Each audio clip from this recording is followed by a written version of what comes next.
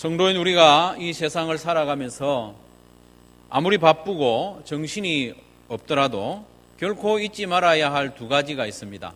한 가지는 하나님이 살아계시다는 것, 두 번째로는 마귀도 실제한다는 것, 이 두 가지를 잊지 말아야 되겠습니다.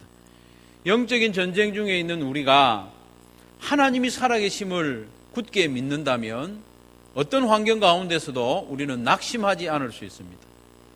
그리고 영적인 전쟁 가운데 있는 우리가 마귀가 실제한다는 것을 기억한다면 우리는 방심하지 않고 신앙생활을 할 수 있는 것이죠. 여러분은 마귀가 실제로 존재한다는 것을 믿습니까? 네, 마귀는 실제로 존재합니다. 그런데 마귀는 무엇이고 귀신은 무엇인가 좀 헷갈리는 분이 있는데, 간단하게 이야기하면 마귀는 귀신들의 임금입니다. 귀신들이 많이 있고 그 귀신들 가운데 왕이 마귀입니다. 누가복음 11장 18절 말씀을 보면 그 귀신들의 임금을 바알세불이라고 부르기도 하고 또 다른 성경에서는 마귀라고 부릅니다. 여러분, 귀신들이 있고 그 귀신들의 임금 마귀가 있습니다. 마귀가 실제로 존재한다는 것을 믿는 성도는 영적으로 깨어 있을 수 있습니다.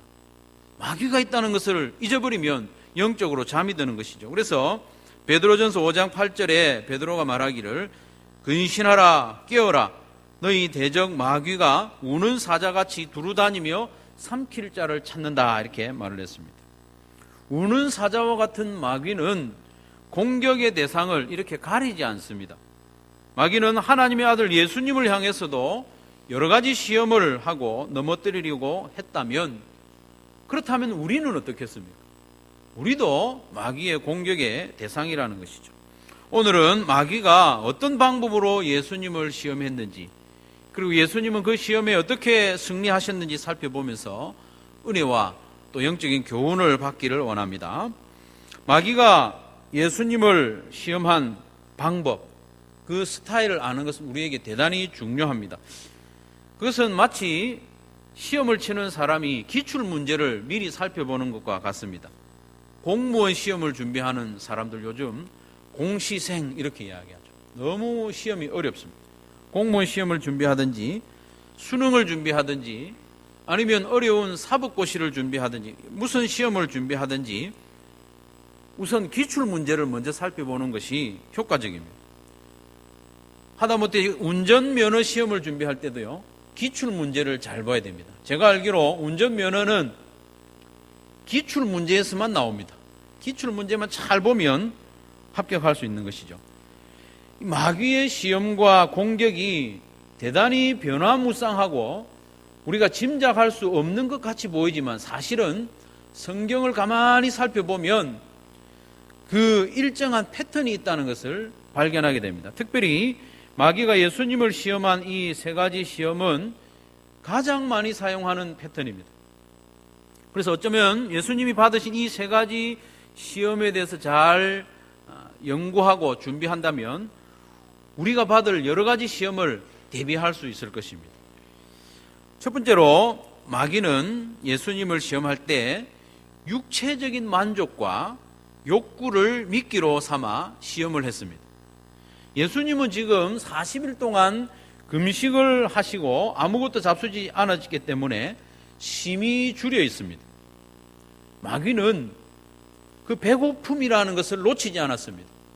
예수님이 얼마나 배고픈지 알기 때문에 그 배고픔이라는 육체적인 욕구를 미끼로 시험을 합니다. 그래서 마귀는 예수님께 말합니다.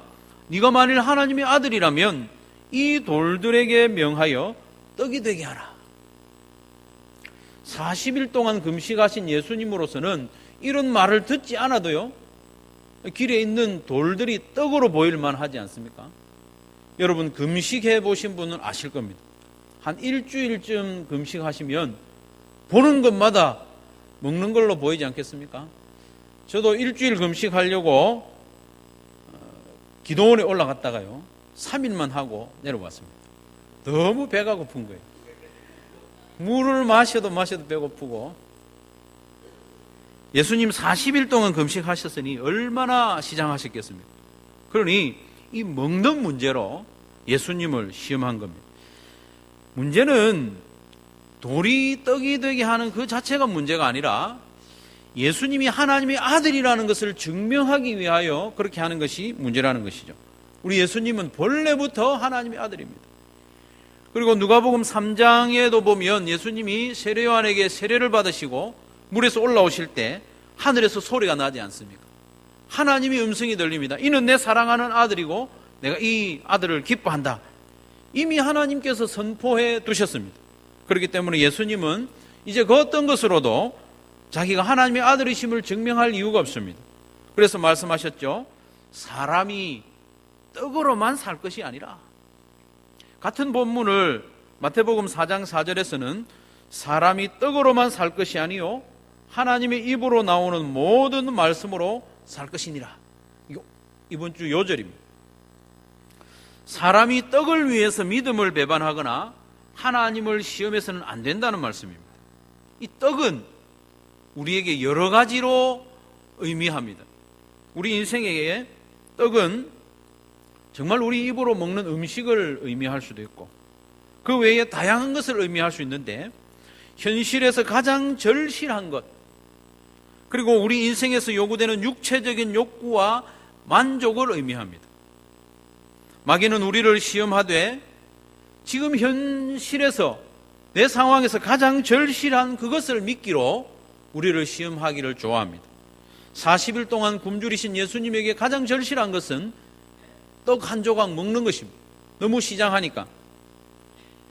성도 여러분, 우리 각자에게 현실적으로 가장 절실한 것은 모두 다를 수 있습니다. 공부하는 학생에게는 성적이 가장 절실할 것입니다.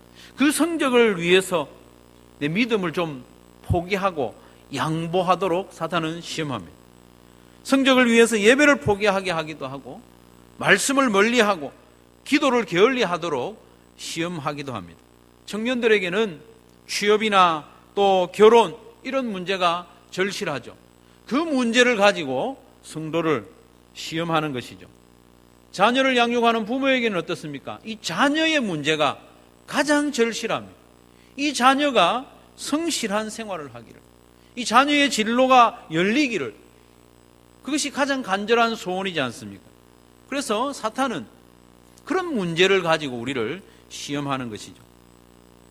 성도 여러분, 여러분에게 있어서 현실적인 가장 절실한 문제는 무엇입니까? 잊지 마십시오. 사탄은 그것을 미끼로 삼아서 우리를 시험하기를 좋아한다는 것이죠.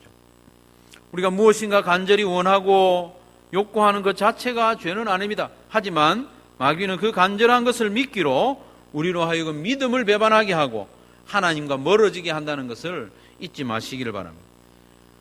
마귀가 그렇게 우리를 시험해 올 때에 예수님이 하신 말씀으로 대응하시기를 바랍니다. 뭐라고 말씀하셨습니까?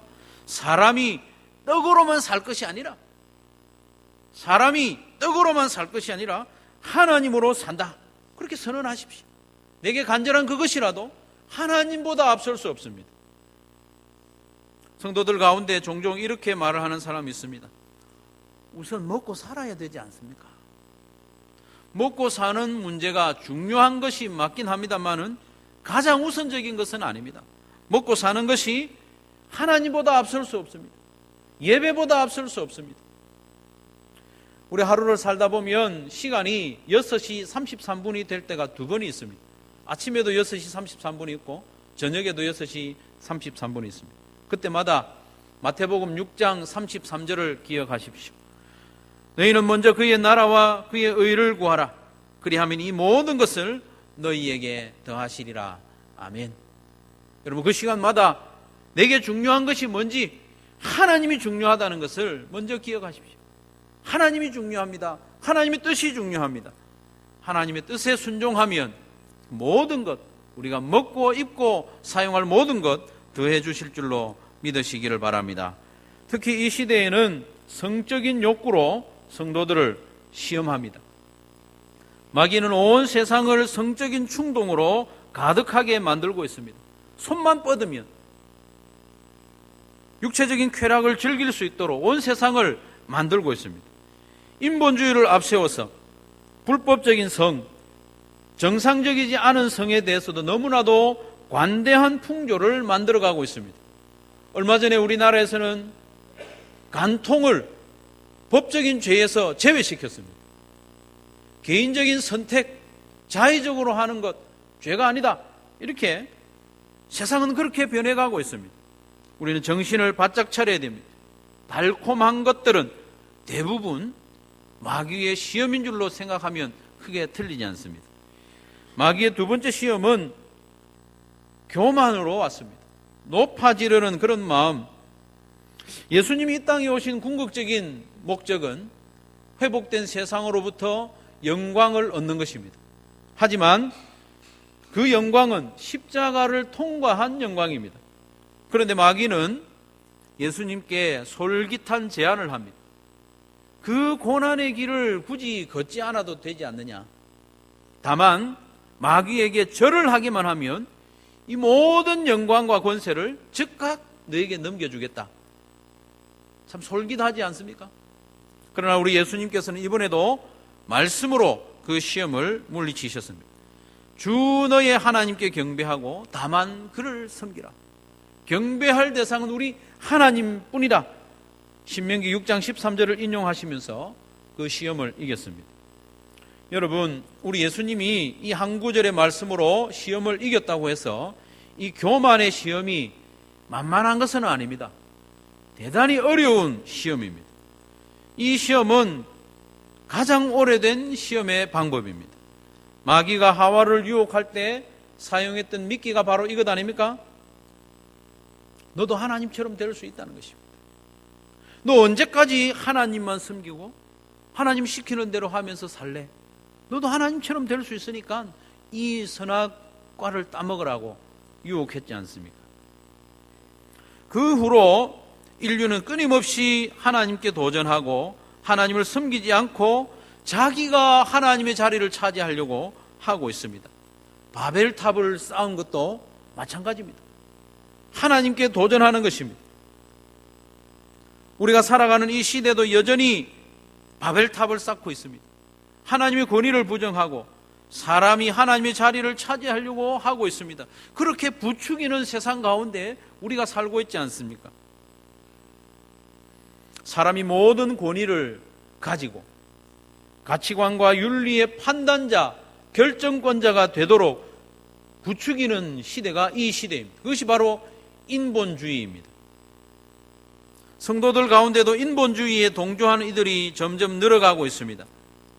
성경이 무엇이라고 말씀하시느냐, 그것보다 사람들의 이성, 그리고 사람들의 감성과 느낌, 그것을 더 존중합니다. 사람들의 의지를 더 인정하는 것이 인본주의입니다. 인본주의는 얼핏 보기에는 좋아 보입니다. 사람의 능력을 인정하고 사람의 의지를 인정하고 사람의 감성과 느낌을 존중하는 그것이 얼마나 귀하게 보입니까? 그러나 인본주의는 독입니다.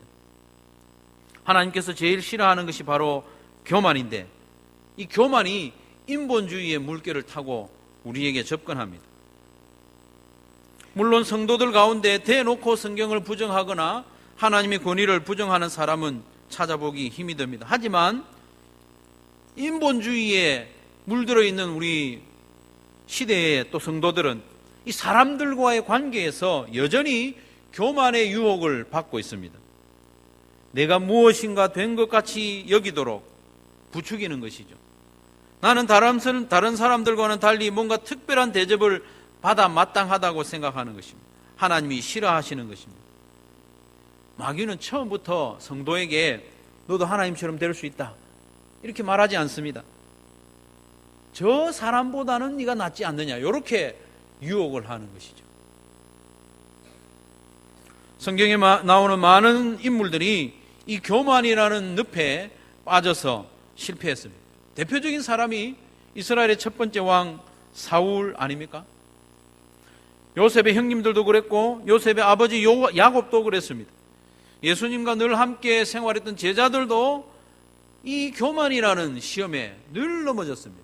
3년 내내 내가 너보다는 낫다, 내가 너보다는 높은 자리에 앉아야 된다, 그렇게 다투었던 것이 제자들의 모습입니다.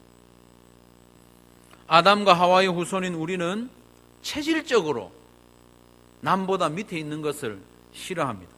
한 걸음이라도 더 앞서기를 원하고 한 칸이라도 높아지려고 하고 1초라도 빨라지려고 무진장 애를 쓰는 것이 우리의 모습입니다. 이 시대의 모습입니다. 인류는 항상 경쟁합니다. 그러면서 그 경쟁하는 것을 당연한 것처럼 문화로 우리에게 부추깁니다. 더 빨리, 더 높이, 더 멀리. 많이 들어본 캐치프레이즈 아닙니까? 올림픽 할 때마다 이 일을 이야기합니다. 스포츠라는 문화로 우리를 경쟁으로 내몰고 있습니다. 경쟁하는 이것이 당연한 것처럼 우리에게 속삭이는 것이죠. 높아지려는 마음, 대접받으려는 우리의 죄악된 본성을 마귀는 결코 놓치지 않습니다. 그것을 이용해서 우리를 유혹하는 것이죠. 그렇기 때문에 우리는 날마다 겸손해지기 위해서 몸부림쳐야 됩니다. 바울이 그랬던 것처럼, 바울이 날마다 자기를 쳐서 복종시키고 죽여나갔던 것처럼, 사도 바울의 편지를 쭉 살펴보면 참 재밌습니다. 비교적 앞에 썼던 편지인 고린도전서는 바울이 3차 전도 여행 때 쓴 편지죠. 거기서 자기에 대해서 고백하기를 나는 사도 중에 가장 작은 자다, 이렇게 고백을 했습니다. 그 후에 세월이 좀 지나서 로마 감옥에서 쓴 에베소서 3장 8절에서는 모든 성도 중에 지극히 작은 자보다 더 작은 자다, 이렇게 좀 더 겸손한 표현을 합니다. 나중에 디모데전서 1장 15절에서는 나는 죄인 중에 괴수로다, 이렇게 고백을 합니다. 날마다 자기를 죽여나가니까 점점 더 겸손한 고백을 하는 것이죠. 성도 여러분, 날마다 자기를 죽인다는 것은 끊임없이 예수님을 바라보는 것입니다. 여러분, 죄인들을 살리기 위해서 하늘 보좌를 버리고 낮은 땅에 오신 예수님을 바라보는 성도, 죄인들과 같이 줄을 서서 세례 요한에게 세례를 받으신 예수님을 바라보고 우리가 받아야 할 고통을 받으신 예수님을 바라보며 내가 죽어야 하는데 나 대신 예수님이 십자가에 달려 돌아가신 그 예수님을 바라보는 성도는 감사하며 겸손할 수 있습니다. 사랑하는 성도 여러분, 분명히 기억하시기를 바랍니다. 저와 여러분은 마음속에 교만한 씨앗을 가지고 있습니다. 교만의 늪에 빠질 만반의 준비가 되어 있다는 것을 날마다 기억하고 예수님을 바라보면서 점점 더 겸손해지기로 훈련하기를 바랍니다. 세 번째로, 마귀는 하나님에 대해서 그리고 하나님의 말씀에 대해서 오해하도록 시험합니다. 마귀는 의외로 하나님의 말씀을 인용하면서 우리를 시험할 때가 있습니다. 마귀가 하와를 유혹할 때도 하나님의 말씀을 들먹이면서 유혹했지 않습니까? 하나님이 정말 이 모든 실과들을 먹지 말라 하시더냐? 하나님의 말씀을 인용해서 교묘하게 시험하는 것이죠. 우리로 하여금 잘못된 신앙을 가지고 하나님에 대해서 오해를 하도록 시험하는 것이죠. 마귀는 예수님을 성전 꼭대기에 세워놓고 성경을 인용하면서 말합니다. 네가 만일 하나님의 아들이거든 여기서 뛰어내리라. 기록되었으되, 성경을 인용하는 거예요. 시편 91편을 인용합니다. 하나님이 너를 위하여 그 사자들을 명하사 너를 지키게 하시리라 하였고, 또한 그들이 손으로 너를 받들어 내 발이 돌에 부딪히지 않게 하시리라. 성경을 인용해서 예수님을 시험합니다. 마귀의 말은 정말 그럴듯합니다. 예수님이 뛰어내리면 천사가 와서 받아줄 것 같지 않습니까?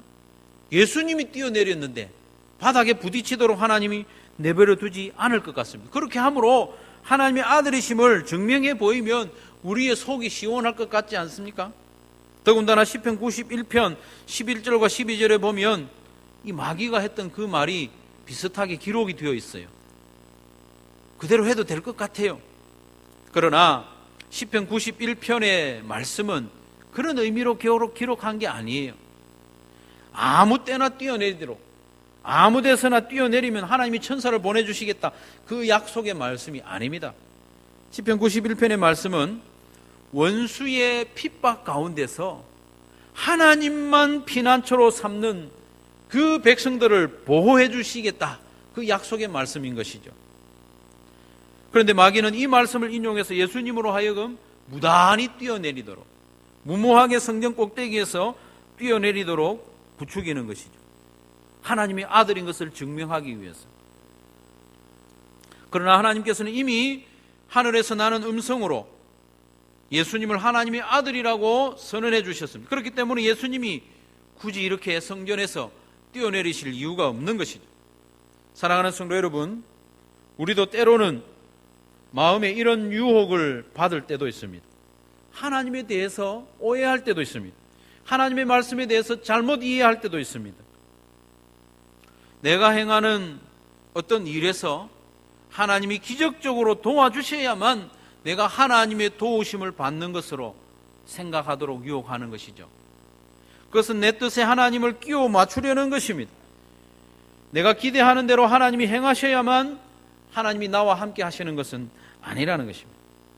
다니엘의 세 친구를 기억해야 됩니다. 우상에게 절하지 않으면 풀무불에 던지겠다는 위협 앞에서 그 친구들은 이렇게 고백합니다. 왕이여, 우리가 섬기는 하나님이 계시다면 우리를 맹렬히 타는 풀무불 가운데에서 능히 건져내시겠고 왕의 손에서도 건져내시리이다.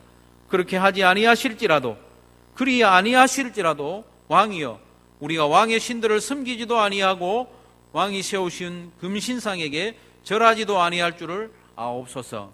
아멘. 다니엘의 세 친구는 하나님을 시험하지 않았습니다.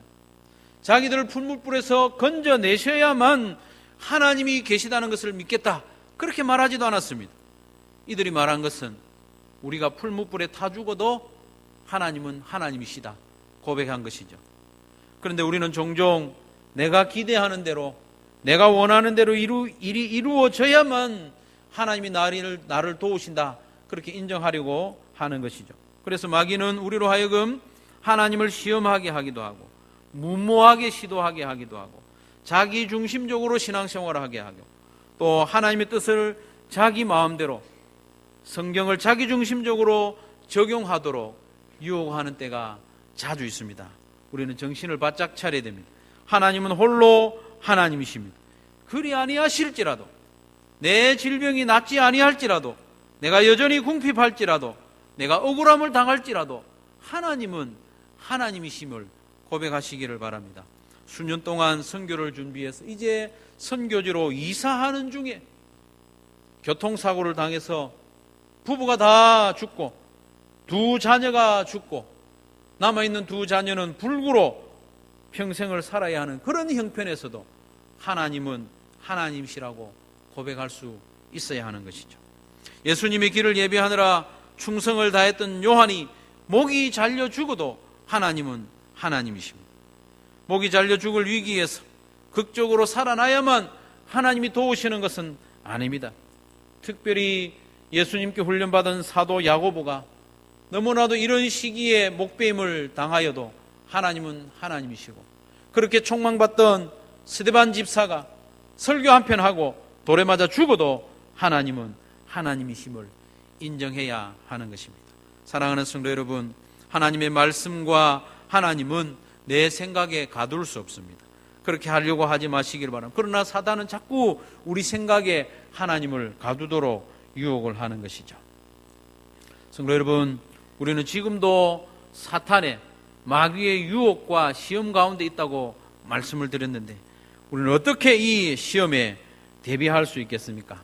우리는 예수님을 따라해야 되겠습니다. 첫 번째로 말씀으로 철저히 무장해야 합니다. 예수님께서도 이 마귀의 시험을 물리칠 때마다 말씀으로 하셨습니다.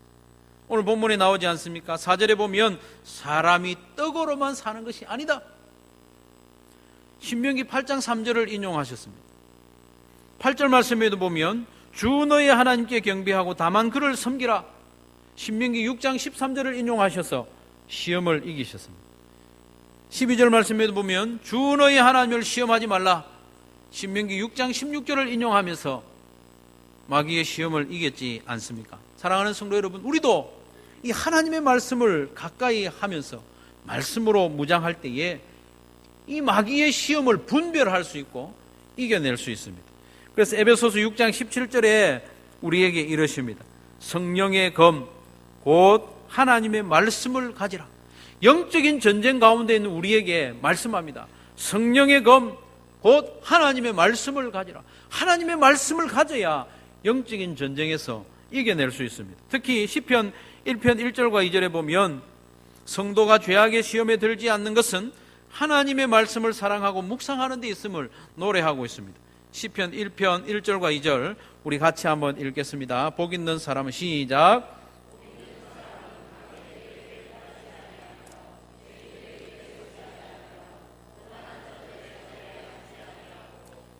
오직 여호와의 율법을 즐거워하여 그의 율법을 주야로 묵상하는 자로다. 아멘. 하나님의 말씀을 가까이 하는 자가 악인들의 꾀를 따르지 아니하고 죄인들의 길에 서지 아니하며 오만한 자의 자리에 앉지 않습니다. 여러분, 이 말씀은 통계적으로도 증명이 되었습니다.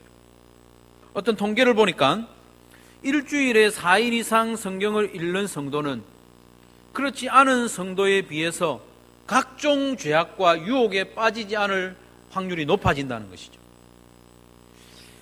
과음 마이너스 62%, 포르노에 빠질 확률은 마이너스 59%, 결혼을 떠난 성관계를 맺을 확률은 마이너스 59%, 노름 마이너스 45%, 분냄 마이너스 31%, 험담 마이너스 28%, 거짓말 마이너스 28%. 여러분, 하나님의 말씀을 일주일에 4일 이상 읽고 가까이 하는 사람은 이런 치명적인 죄로부터 그만큼 저항력을 가지게 되는 것입니다. 마귀의 시험에 빠지지 않을 수 있는 힘을 가지게 되는 것입니다. 하나님의 말씀을 가까이 하는 사람은 복음 증거할 힘을 플러스 228%, 제자 삼는 일에 플러스 231%, 당연한 것이지만 성경 암송, 성경 가까이 하는 사람이 아무래도 성경을 암송하지 않겠습니까? 407%가 플러스 되는 것입니다. 사랑하는 성도 여러분, 영적인 전쟁 가운데 있는 우리가 전쟁을 대비하는 가장 첫 번째 방법은 말씀을 가까이 하는 것입니다. 여러분, 매일 성경 3번 꼭 읽으시기 바랍니다.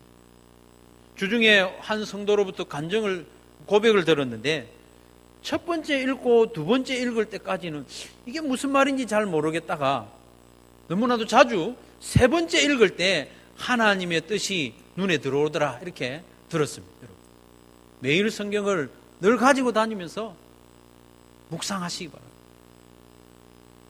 체계적으로 하는 것은 지금 우리가 배우고 있는데 그것이 어렵다면 3번 정독하는 것이라도 꼭 하십시오. 하나님의 말씀을 3번 읽을 때 우리에게 말씀하십니다. 하나님의 말씀을 가까이 하고 읽으면 죄로부터 저항력이 생깁니다. 마귀의 시험을 분별하고 이길 수 있는 힘이 생깁니다. 매일 성경을 묵상하실 뿐만 아니라 66권 성경을 사랑하고 자꾸 읽고 머릿속에 가슴속에 하나님의 말씀을 채우시기를 바랍니다. 두 번째로 우리는 마귀의 시험에 대해서 기도로 무장해야 됩니다. 예수님은 말씀으로 마귀의 시험을 물리쳤었을 뿐만 아니라 기도의 능력으로 승리하셨습니다. 예수님은 세례를 받으실 때부터 계속 기도하셨습니다. 40일 동안 금식하시면서도 기도하셨습니다. 그 기도의 능력이 말씀의 능력을 가져오는 것이죠. 말씀이 단순히 글자, 문자가 아니라 하나님의 말씀의 능력으로 나타나는 것은 기도로부터 말미암습니다. 그래서 우리 예수님께서는 수시로 제자들에게 이러셨습니다. 시험에 들지 않게 깨어 기도하라. 기도하지 않으면 어떻게 됩니까? 시험에 듭니다. 제자들은 예수님의 말씀을 많이 들었습니다. 그러나 기도하지 않았을 때 모두가 시험에 들었습니다. 기도하지 않다가 시험에 들어 예수님을 3번이나 부인했던 베드로는 후에 이렇게 고백적인 당부를 합니다. 베드로전서 4장 7절에 만물의 마지막이 가까웠으니 그러므로 너희는 정신을 차리고 근신하여 기도하라. 기도하지 않으니까 시험에 들더라는 것입니다. 5장 8절에도 보면 근신하라 깨어라 너희 대적 마귀가 우는 사자같이 두루다니며 삼킬 자를 찾는다. 너희들 깨어서 기도하라. 기도하지 않다가 시험에 들었던 베드로의 고백적인 당부입니다. 깨어 기도하지 않는 성도는 마귀의 시험을 이길 재간이 없습니다. 기도하지 않는 성도는 영적으로 무디어져서 마귀가 나를 시험하는지조차도 깨닫지 못합니다. 마귀는 만만한 상대가 아닙니다. 나의 힘만으로 도저히 감당할 수 없는 적수입니다. 그렇기 때문에 기도해야 됩니다. 무시로 기도해야 되고 쉬지 말고 기도해야 됩니다. 사랑하는 성도 여러분, 시간을 정해놓고 기도하시기 바랍니다. 기도의 시작은 정한 시간에 기도하는 것입니다. 무시로 기도하면 되지 아닙니다. 여러분, 정한 시간에 기도하지 못하는 성도는 무시로 기도할 수 없습니다. 정한 시간에 기도하는 자가 무시로 기도할 수 있습니다. 기도하지 않으면 육체적인 필요와 욕구 앞에서 믿음을 양보하고 포기하게 됩니다. 기도하지 않는 성도는 교만의 시험에 너무나도 자주 빠집니다. 기도하지 않으면 하나님을 오해하게 되고 하나님의 말씀에 대해서 잘못 이해하고 믿음이 아닌 무모한 행동으로 치닫게 되는 것이죠. 기도로 무장할 수 있기를 바랍니다. 기도에 깨어 있으시기 바랍니다. 함께 기도하는 시간, 새벽을 깨우시고 또 수요일날 함께 기도하는 시간 여러분 낼 수 있기를 바랍니다. 그리고 한 가지 더 말씀드릴 것은 이 시험에 대해서 자기의 약점을 알아야 됩니다. 자기의 약점을 알아야 되지 않습니까? 나를 알아야 방비를 하죠. 우리는 보통 넘어지는 그곳에서 자주 넘어집니다. 그렇지 않습니까? 한번 최근에 내가 크게 시험에 들었던 일, 낙심했던 일을 한번 돌아보십시오. 그것은 반드시 그 이전에도 그랬고 그 이전에도 그랬을 가능성이 큽니다. 왜 그런가 하면 마귀는 우리의 약점을 집요하게 물고 늘어집니다. 내가 넘어졌던 그곳에서 마귀는 또 도사리고 기다리고 있는 것이죠. 그래서 우리는 냉철하게 자기의 영적인 약점을 분별할 수 있어야 됩니다. 어떤 사람은 돈에 약합니다. 돈의 문제만 걸리면 마귀의 시험에 넘어집니다. 어떤 사람은 성적인 유혹 앞에서 자주 넘어집니다. 어떤 사람은 게으름, 어떤 사람은 교만, 어떤 사람은 다른 사람과 비교하는 것, 어떤 사람은 말하는 것 때문에, 말하는 것 아니면 말을 듣는 것 때문에 시험에 드는 일이 많이 있습니다.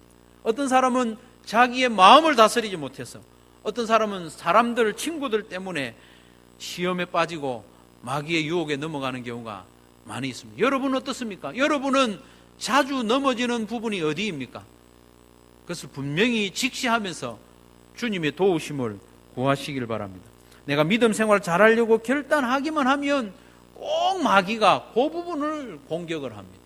그 부분을 대비하시고 그 부분을 주님께 맡기시기를 바랍니다. 연습하고 훈련하시길 바랍니다. 사랑하는 성도 여러분, 우리는 영적인 전쟁 가운데 있는데 하나님이 살아계심을 날마다 기억하고 믿음으로 고백할 수 있기를 바랍니다. 뿐만 아니라 마귀가 실제합니다. 우리 눈에 보이지는 않지만 마귀는 언제나 우리 주위를 배회하면서 우리를 시험하고 넘어뜨릴 기회를 찾고 있습니다. 여러분, 그것을 우리가 잊지 말아야 됩니다. 하나님을 기억할 때 우리는 낙심하지 않을 수 있고 마귀가 실제한다는 것을 기억할 때 방심하지 않을 수 있습니다. 오늘 본문 마지막 절 13절을 우리는 결코 간과해서는 안 됩니다. 13절을 우리 같이 한번 읽겠습니다. 13절입니다. 시작.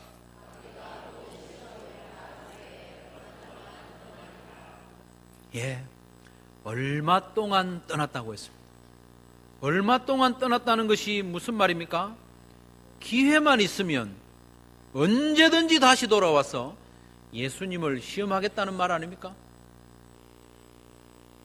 실제로 그랬습니다. 마귀는 늘 예수님 곁을 배회했습니다. 마태복음 16장에 보면 베드로가 예수님을 향해서 예수님 십자가 지지 마십시오.